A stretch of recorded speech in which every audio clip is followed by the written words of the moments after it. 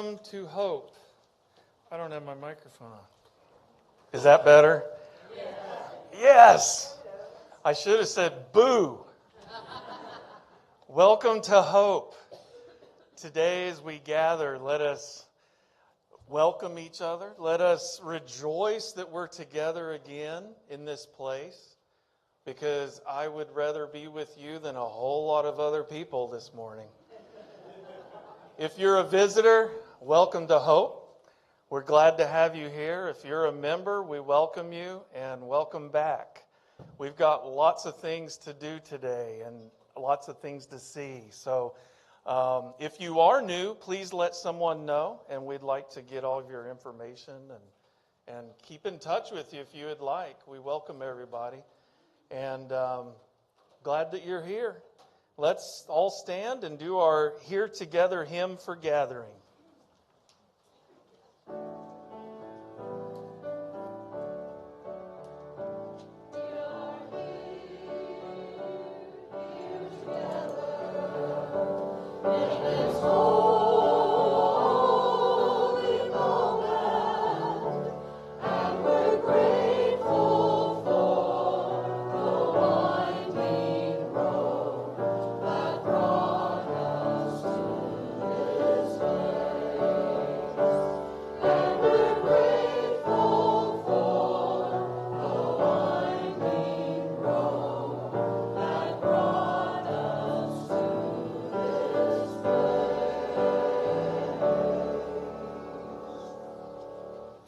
You may be seated, and let's all say in unison the lighting of our chalice.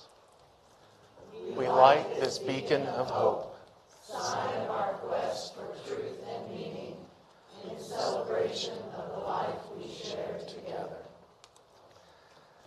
Let us clear our thoughts, gather ourselves, and in this place where our ancestors once stood and lived, let us remember them as we begin this service together, remembering our past and our present and celebrating for our future.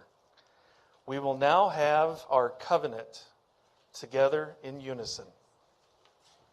Love is the spirit of this church, and service is its law. This is our great covenant, to dwell together in peace, to seek the truth in love, and to help one another. We're going to have a little bit of change in our bulletin's order of service. We're going to actually have Hope singers right now. Is that correct?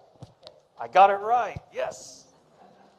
We missed out getting the children's parade in the order of service, but we figured you'd all want to see their awesome costumes. So the choir's going to sing while they parade around.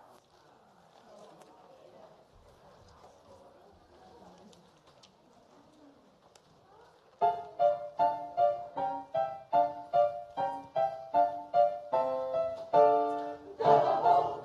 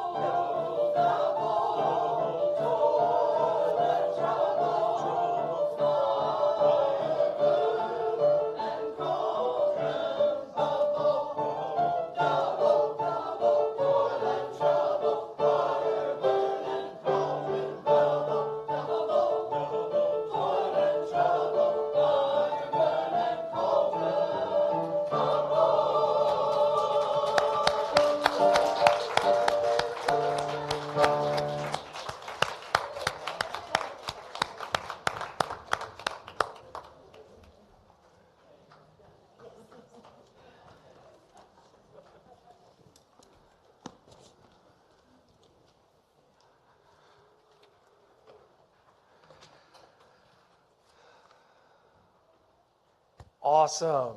All right. I love that. We should do that. As adults. Like, really, we should have a party and dress up and just parade around and sing. It just looks like fun. I'm sorry to interrupt. I'm just like, wow. Okay, let's stand if you're able, and let's sing hymn number 144, Now the Time Approaching.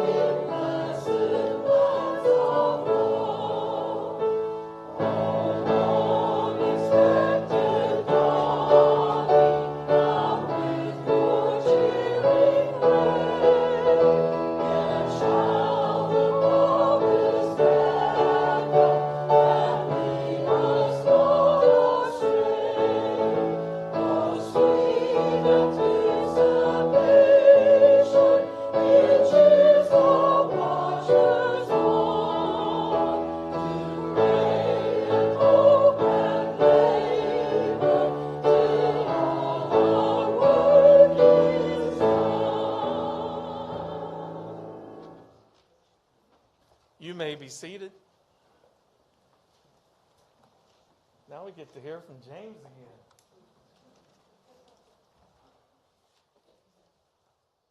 Good morning. I am your last-minute substitute announcer. So I say that so that you'll, understand if I mess things up. My name is James Donovan, and I have a few announcements.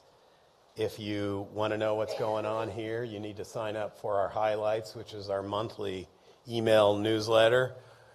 And if you want to know what's happening every month, you want to sign up for the monthly Focus newsletter. And you need to do that by just send a message to hopeuu@hopeuu.org. So there's going to be other things in there that I may not mention today. Next month, we're going to have as our generosity recipient the organization that gets the money that we collect during our offering. It'll be the Unitarian Universalist Association's Disaster Fund next month. So, there's a lot that's gone on environmentally, climate-wise here in the U.S. recently, flooding and that sort of thing. So we're going to give some money to help out with that. MacArthur Elementary School, our adopted elementary school, needs some people who are willing to pop popcorn and hand it out. You'll see that in the highlights and the focus. Hope Children's and Youth Programming here needs a director. If you haven't seen the job description and the announcement for the position, please look in the highlights and the focus. It's been several months and we haven't had anybody down there, so we really need you to spread the word. Ruth Jackson, our friend who used to come regularly, but she's now most of the time at 0 Point, a retirement community. She's going to give a talk about life in Germany during World War II on Thursday, October 31st at 3:30 at the 0 Point auditorium. That is 71st Street between Lewis Avenue and Riverside Drive. There's more information about that in highlights and focus. And now I think I'm going to mention some things. I'm going to turn it over to Cale in a moment, but first I want to mention that the Hope Auction, the big event here at Hope Unitarian Church, the big social event, the big fundraising event, is happening on November 9th, Saturday. It's going to start at 5. We're going to have a little gathering time. Then we're going to have some dinner provided by Abuelos. And we're going to have a live auction from November 3rd, which is next Sunday, through until the morning of November 9th. We're going to have an online silent auction. You'll see some events online. In order to see those events and in order to bid on these things, in order to get that dinner, in order to get the beer and wine that night, and in order to see all of us, including Rebecca Jones, who's the queen of the auction, you have to buy a ticket. And you need to buy that ticket by immediately, hopefully before then, but if you don't buy it by immediately following the service next Sunday, you are, can I say SOL at church? Anyway, so we can't promise that you're going to get to bid on any of this stuff or participate. Also, if you have anything to donate, this could be a party, this could be a piece of art, it could be tickets to events. Some of you may have, I don't want to go to that ballet, so I'm going to donate it to the Hope Auction, that sort of thing. We'll take them. We're going to have a table out there and Fellowship Hall after the service. Just stop by and ask us any questions you have. The auction site is alive. You can see some of the items on there now, right, Rebecca? And you can't bid yet, but you can see some of the items. One thing we're doing that's different this year is we have some things that need to be repaired and such around Hope, around the building and the grounds, and you can see some photos on there, and you can pay to help do these repairs. So that's happening. What am I forgetting? Anything? Christy, I hate to put you on the spot, but tell us what kind of music. You want to come up here and tell us what you're doing for music? Because we've hired, because she's cheap, we've hired Christy, and because she's very talented. She's very talented and cheap. We have Christy to provide some music. You may have some surprises that you want to not as cheap as James, but we're going to do, it's going to be cocktail hour type music, and I'm going to have Larry for a lot of it, and he's going to sing with us. So we're going to have smooth jazz hour and entertain you. And then I also think that we might have a couple of our staff members coming to sing as well. I don't know if you've gotten to hear Morgan before, but she's like a classically trained opera singer. And Reverend Justin wants to do something, and we might do some violin things with Elizabeth too. So it'll be a lot of fun. Yeah, and I'm assuming that Larry and the rest of the people are even cheaper than you are. Actually, no. Which, no, okay. So that's the auction. Buy your tickets. You can buy them online. You can buy them after the service, but do it as soon as possible. And like I say, you may be out of luck if you don't do it by after the service next Sunday. And now we're going to turn it over to Cale to make a little announcement about the excitement that's happening here at Hope this afternoon, our trunk or treat. Thank you. I'm Cale Hudson, and it's a beautiful day to have trunk or treat on the hill today. And first, I want to say, James has it wrong. Christy is priceless, not cheap.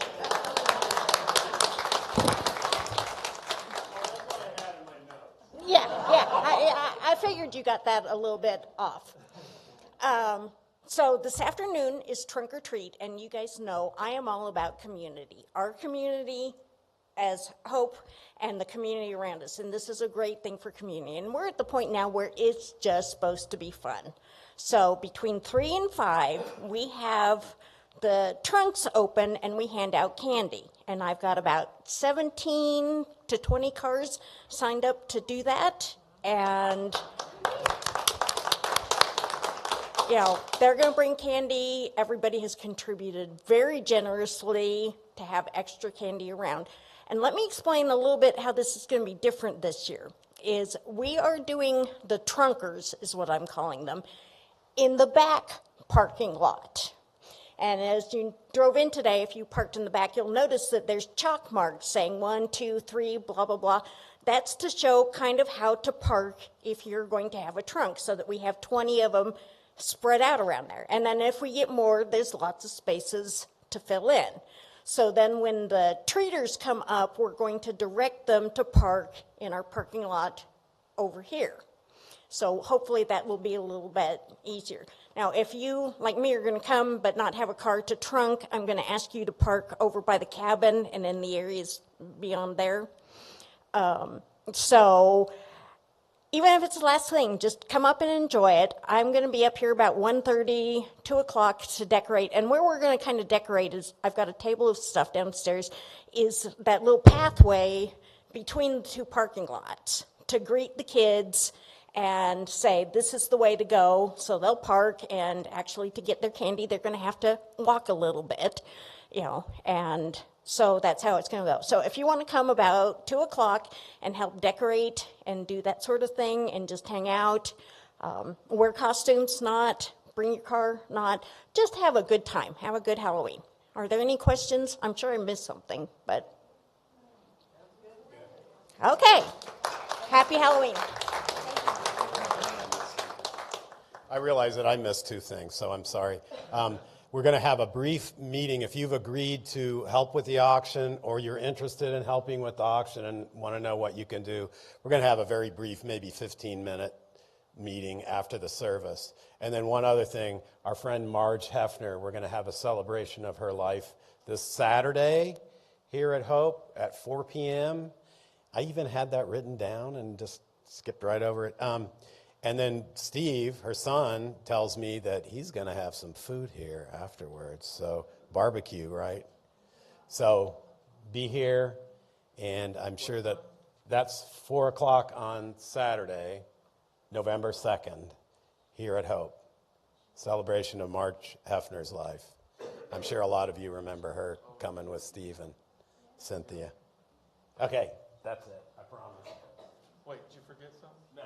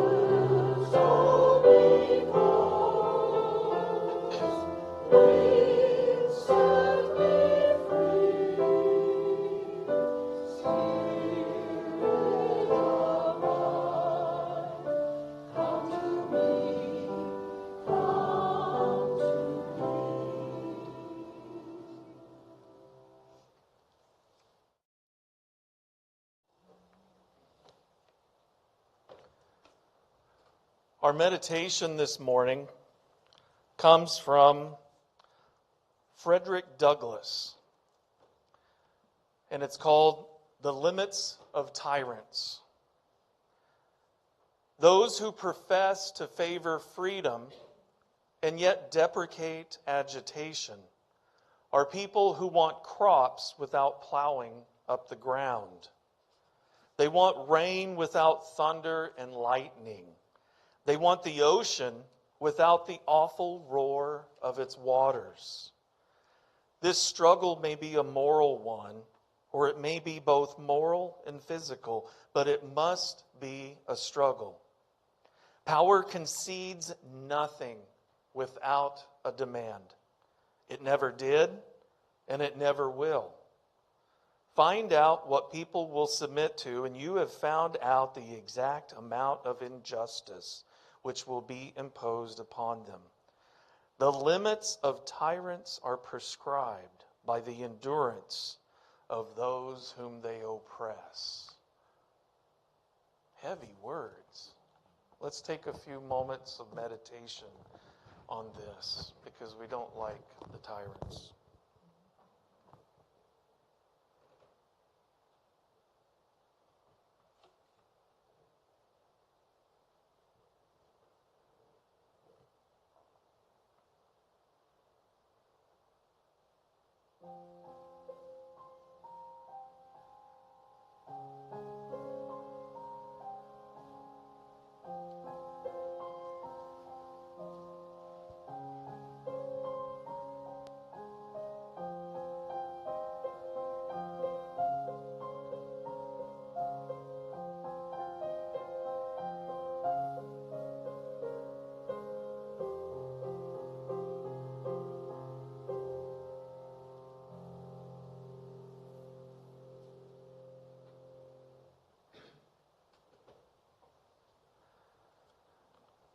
Our reading this morning comes from the words of Abraham Lincoln.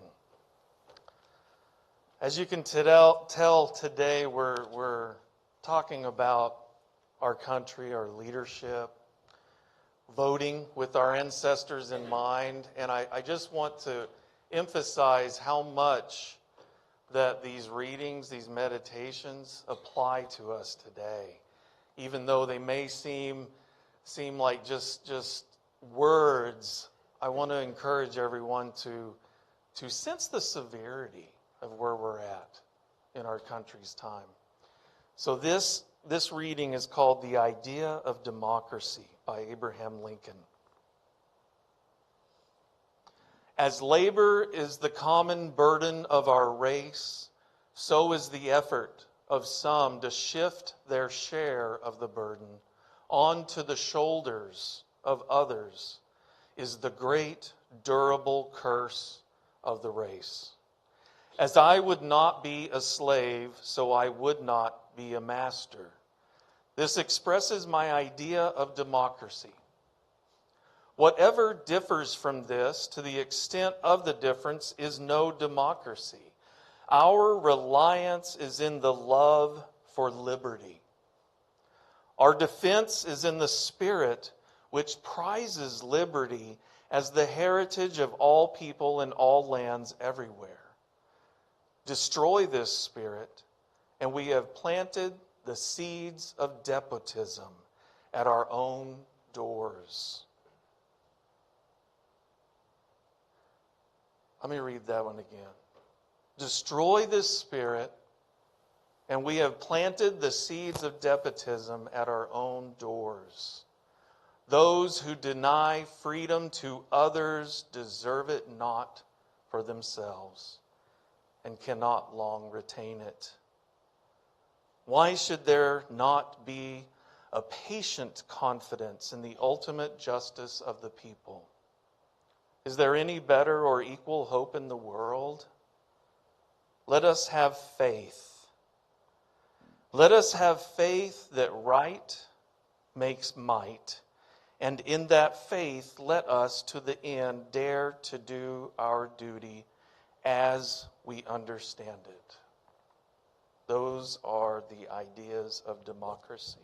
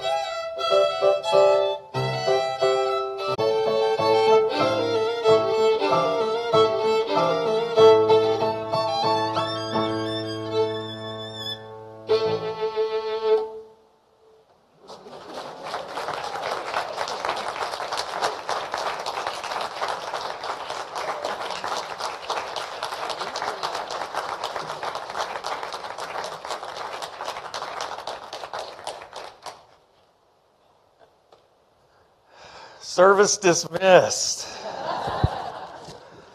Just kidding. That was awesome. Wow. Yeah, we can give him another hand. Thank you.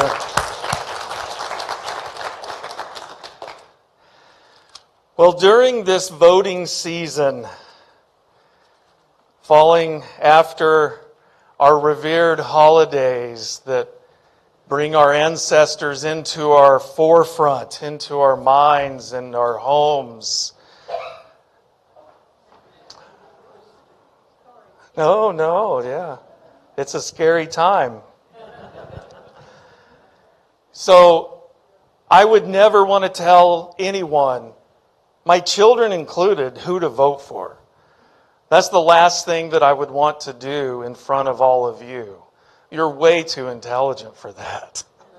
I know where I am, but what I would like to do is not talk about who to vote for as much as what maybe each party or each movement represents, even in our own lives or where we're going as a country. I think those are important things to look at.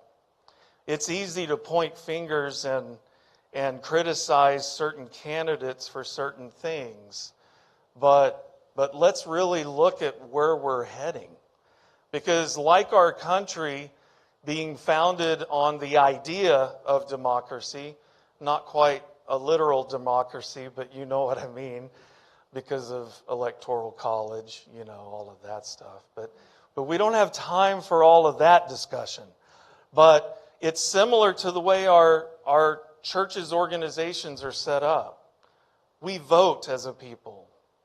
And when our votes are counted, it shows what we're supporting. It shows what we want to put our efforts and our energy, including our descendants' energies, into.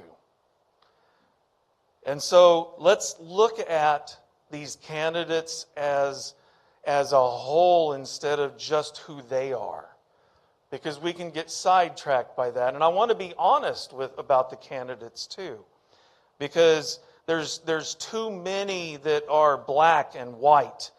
You're either this or you're that. Well, if you're not of this, then I don't like that. And that's kind of where we're at, and will be until we have actual representation of the people. Until we actually have a representation that's based on the human's needs and our Earth's needs instead of the corporation's needs, right? So, speaking of corporations, let's talk about the Democratic Party. Do you see what I did? Okay, all right. Now, we may be voting for someone that upholds a lot of our UU values, but we're still supporting a very clear war machine. Let me say that again. We're very clearly supporting a war machine, just so everyone knows that. We may support a candidate entirely, but we can still criticize when we're involved in supporting a literal genocide halfway around the world.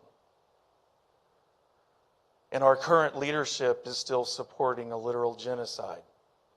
No matter which side that you're on, no matter which value you may claim that gives you the right to believe that these innocent children and women and communities are being slaughtered by the Israeli government, you may feel justified in that.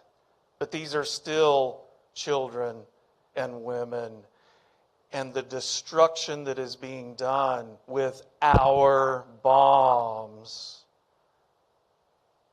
is now leading to the number one cause of death of children in the world. Are Palestinian children that are being slaughtered. We may support the Democratic candidate, but there's other things that come along with that, just so we're clear. We may support the democratic ideals of individual freedom, But there are still people being left out on our streets today, like the unhoused, including in the state of California, which has a bigger GDP than most countries in our world, has one of the greatest homeless crises that any country or state has ever seen. And so we also want to look at where the money is coming from, because we also, when we support a candidate or a party, we're also supporting those that support them. We're giving them a voice, including Goldman Sachs. And no offense if you invest in these companies, but the truth is that corporations like Blackstone and billionaire corporations have caused the housing crisis that we're in right now. And our Democratic Party has done little to help that. Not dumping on President Biden. I know he's at the end of his term, and I applaud him for what he's done. But I just want to look at these truths. And at least we're going to the voting polls knowing these truths. Because even when in full control of our federal government, the Democratic Party has still left so many behind. Now, of course, we can say, but look how many more behind would have been if it was that other party. That is true. That is true. But we still are leaving people behind. So then on the other side, we have, I'm going to use my left hand just because it's here. The Democrats, not that they're true leftists, and then we have the Republicans over here, they're right, and on this side. And then, so let's talk about the Republican candidate and what they support. Well, he's a literal fascist. We got to throw that out there. The candidate is a literal fascist and is proud of that. And so and again, I'm not here just to bash him. I'm here to say, look at our choices that we have. So he has expressed that human beings of different colors or where they're born are called vermin. We know that. It would also become, if we voted towards this persuasion, it's also a vote towards the hostility towards those that are the most vulnerable in our country.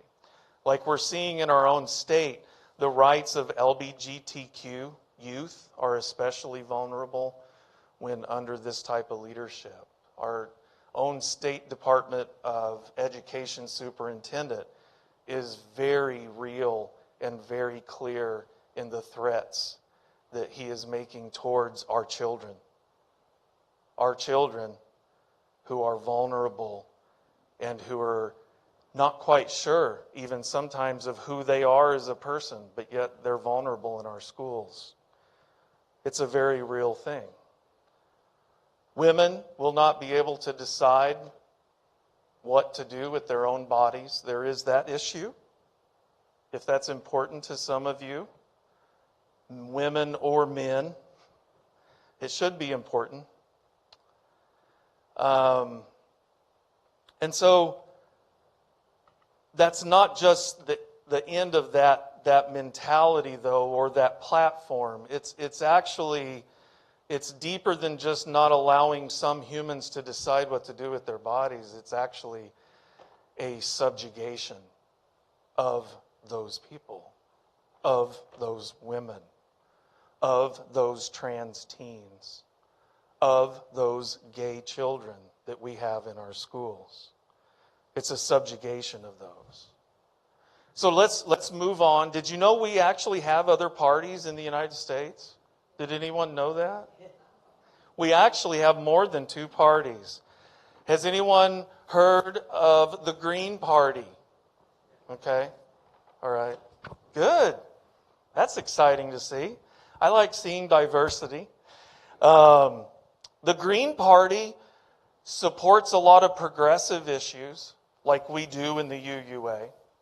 They support a lot of green ideas where the Green Party comes from. It's more environmentally directed, and a vote towards the Green Party in Oklahoma. Can we vote for the Green Party? I know we can't register as a Green Party, but I don't even know if it's on the ballots. You have to write it in for Dr. Jill Stein. But they are definitely the biggest party for climate change and directing our attention and our resources towards helping correct and then heal the damage that has been done to the earth. And then there's other candidates like Dr. Cornel West. Has anyone heard of him? Really? Yes. Awesome. Okay, Dr. Cornel West. We know that Dr. Cornel West stands up for the poor. We know that he stands up for those that are downtrodden, those that are most vulnerable. We know that as a candidate. And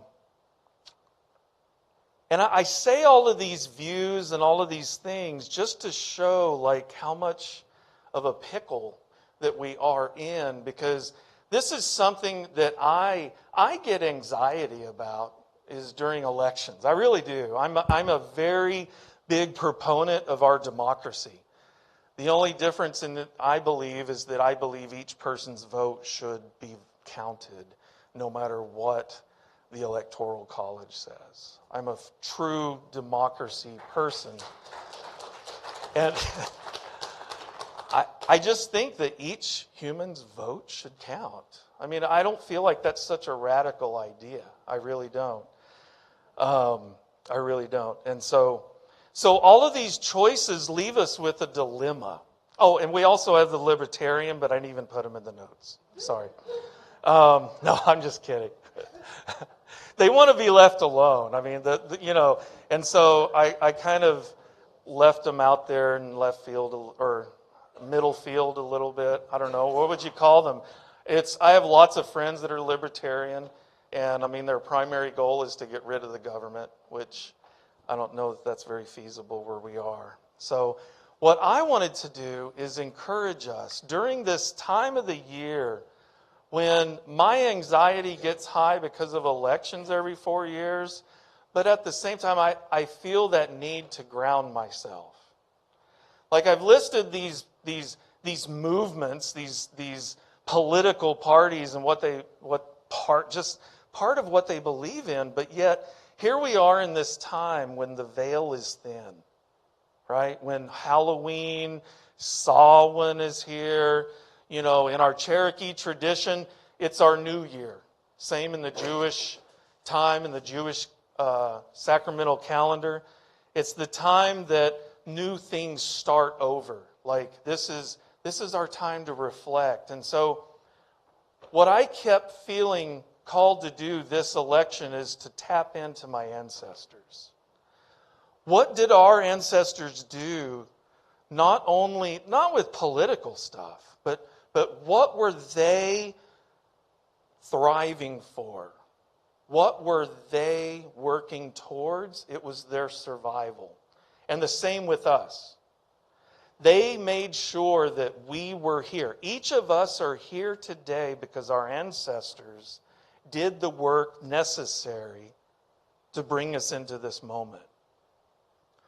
So what can we learn from that? Well, we can learn the preserving of our offspring, of the next generation. Whether we have children or not, we have kids and the next generations around us that we are responsible for. You don't have to have your own quill of children to be influential on the next generation. Even here at Hope, we need help. But as we listen to our ancestors and what they did to help preserve our own family legacies, let's think about that in terms of these candidates. Which of these candidates are going to preserve that my child who is a trans person is going to have the same rights in a couple of years as you or me being a heterosexual? Who's going to be the candidate that makes sure, or the party that makes sure, or the movement that makes sure that our immigrants are treated as human beings with divine respect?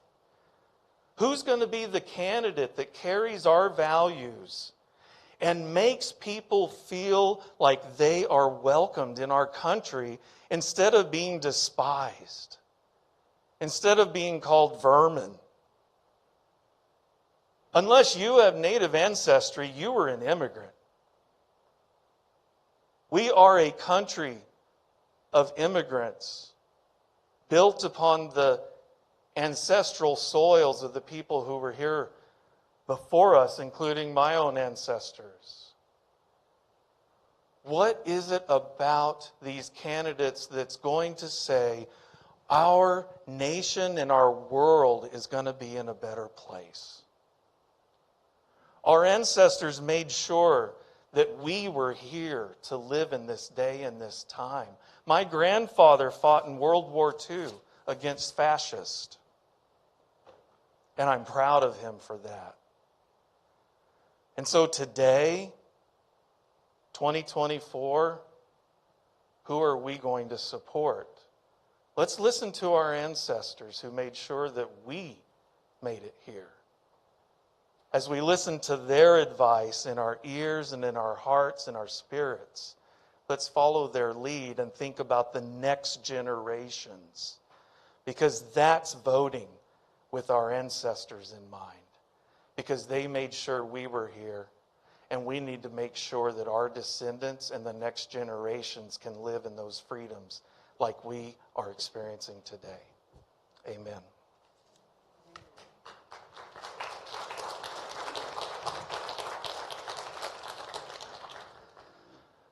Now it's time for our offering. I got distracted by looking at the song because Danny Elfman is one of my favorites. I love Danny Elfman. Does everyone know Danny Elfman? Yeah? Oh, awesome. All right. Here's our offering.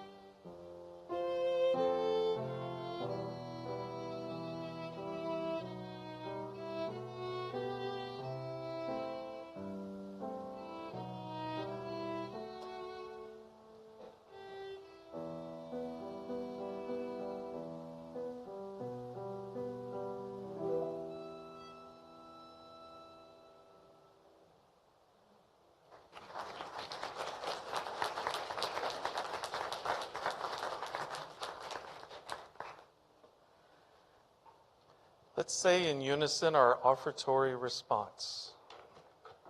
We did not lay. We warm ourselves in fires we did not light. We sit in the shade of trees we did not plant.